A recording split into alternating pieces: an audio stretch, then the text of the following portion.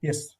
Moving further, let's categorize the computer networks depending on their size, as well as they can be as well categorized depending on their purpose.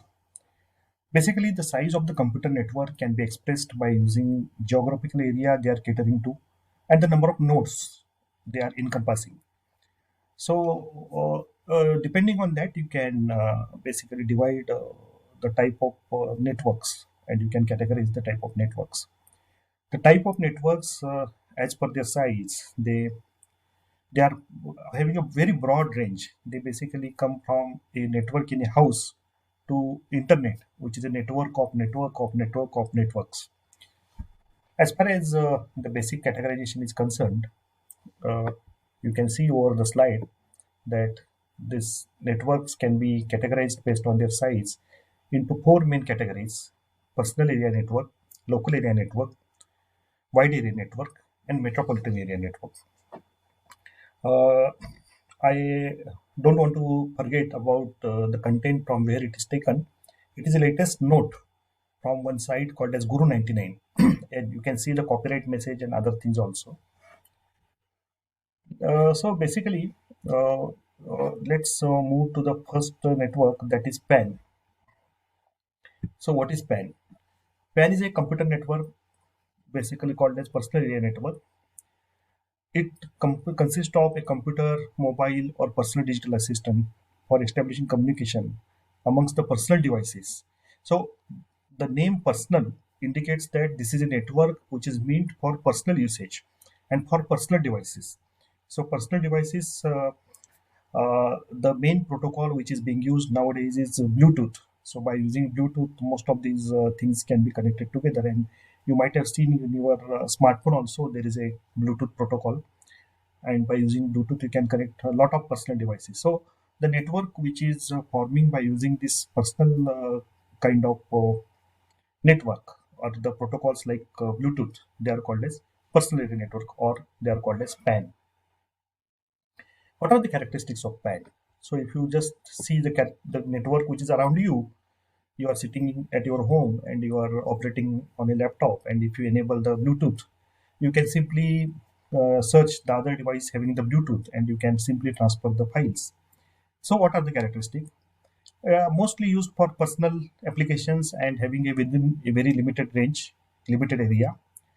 This allows you to handle the interconnection of IT devices at the surrounding of a single user.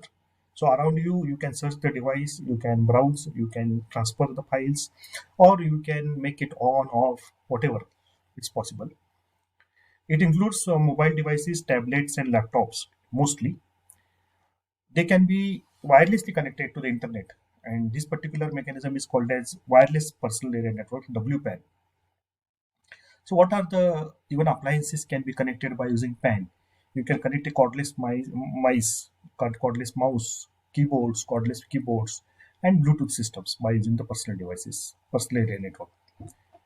As far as their advantages are concerned, they are okay as far as the security is concerned and safe also for usage. However, the range is limited, so that is up to 10 meters typically, and this is restricted to a very small area. You can't have this network for a very big area, and you have to scale up to the LAN if you want to go for the big area network as compared to PAN. The main drawbacks, sometimes they have bad connectivity to other networks at the same radio band, so there is a lot of interference. You might have seen Bluetooth also. So whenever you use Bluetooth, a lot of interfering sources are there. So interference is more because they operate at the same radio bands. And the range problem, the limitation of range, these are the main drawbacks of personal area network. As against this, if you see LAN, that is stands for local area network, is a group of computers and peripheral devices. Because when we say computer network, we simply don't say a laptop or a computer, but we say a computing device. So it has a broad range of devices. So they can be connected over limited area, such as a school or laboratory or a home or a company. And these kind of networks are very useful for sharing the resources like the file sharing, the printer sharing, even the software sharing. We have seen that the basic rationale behind this kind of establishing these networks is resource sharing. And you might have seen a printer which can be connected. It can be shared amongst various users on a campus. So that is the best example of LAN. So this is typically LAN consists of 5,000 integrated devices across several buildings. So like if you take the example of Shivaji University, many buildings are there and there are two rings basically. You can say there are two LANs. So what are the characteristics of LANs? It's a private network, so outside the regulatory body, because there is a difference between the internet and intranet. So intranet can be very well established by using LAN. It operates at a relatively higher speed compared to the WAN because it's having a smaller area, so higher speed. And there are various kind of media access control methods like token ring and Ethernet over the LAN. So very soon we'll see what is token ring and Ethernet. There are certain drawbacks of LAN, and the drawbacks are also evident. So, what are the drawbacks?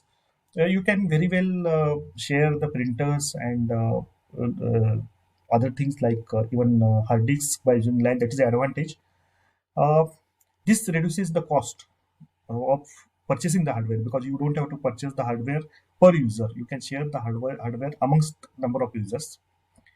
You can use the same software, that is software sharing is also possible between various clients, so that is again an advantage of LAN. So if the software license permits you to use for number of users, then you can share the software in a LAN.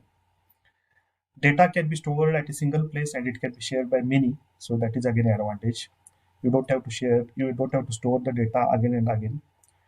Management of data is very easy because it is to be done at one place and will be shared by many. So local area network also offers the facility to share single internet connection amongst all the LAN users. You might have heard the word called as proxy server. So basically, this is a server for the client and client for the server on the top of it.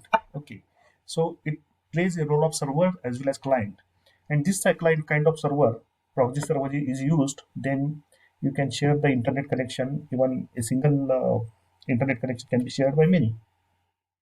What are the drawbacks?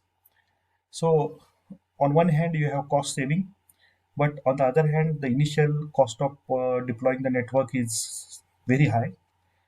Another thing is that for administration purpose, it is very difficult to maintain the privacy, security of the network. So these are big challenges in case of LAN, and it requires constant administration so as to keep the network up and look at the hardware failures and so on. Uh, as against this, you can see if you combine many LANs, then you can form a WAN, wide area network. The diagram is shown in this on this particular slide. Uh, what are the characteristics of WAN? So WAN is having a wider geographical area. It caters to wider geographical area and of course more number of internet nodes. And the characteristics is the software files can be shared amongst all the users. The another thing is that any organization can form its global integrated network using WAN. So you might have heard about some global integrated networks like the shared brokers network or the network for some specific purpose.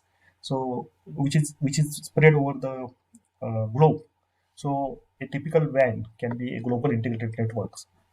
The advantages include it helps you to cover larger geographical area so that the business houses located at different locations they can be connected. It also contains devices like the mobile phones, laptops, tablets, and so on. Another thing is that you can use radio connectors, radio transmitters, and receivers built into the client devices for connectivity purpose. Of course, there are drawbacks. The drawbacks is investment is very huge in case of WAN. Maintenance is also tough because it requires skilled technicians and network administrators. And errors and issues they quite often arise in case of WAN. Therefore, system administrator has to always keep him on the toes so that the network can be maintained properly. It involves multiple wired and wireless technology. This is a heterogeneous kind of network, So a lot of combinations of connectivities and topologies and so on. Security is a bit a issue in case of these networks. Another thing is that type is man.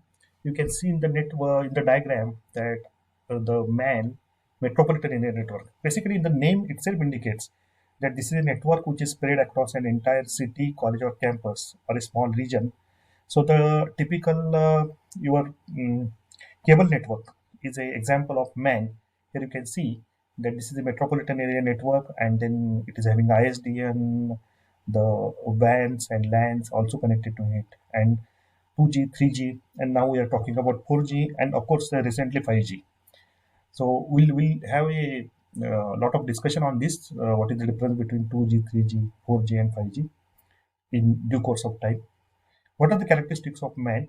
It mostly encompasses a town or city, typically a 50 kilometers range. The connectivity is established by using optical fibers and cables. Data rates are very good and typically used for distributed computing applications. So these are the typical characteristic of uh, WAN. As far as the advantages are concerned, it provides excellent support for a city kind of environment. And another thing is that the data transmission happens in a full duplex manner, both in both the directions, so that you can get a lot of bandwidth with this network speed. This is a network which can actually encompass a city, as I said, and it also gives certain drawbacks. You need more cable because you might have seen in your cable TV applications that more cable is required. And when it comes to more cable, that means there are issues of reliability, there are issues of attenuation of the signal, and so on. Security is also difficult to handle.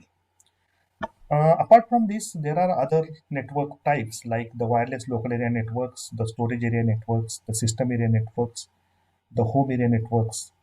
Another network called as POLON, passive optical LAN, enterprise private networks. So these kind of networks are uh, actually these are the phenomena of recent time. And in this next video, because of the constraint of time of the video, and so that you can, I have taken care that the students can download the video, and that's why there is a size restriction.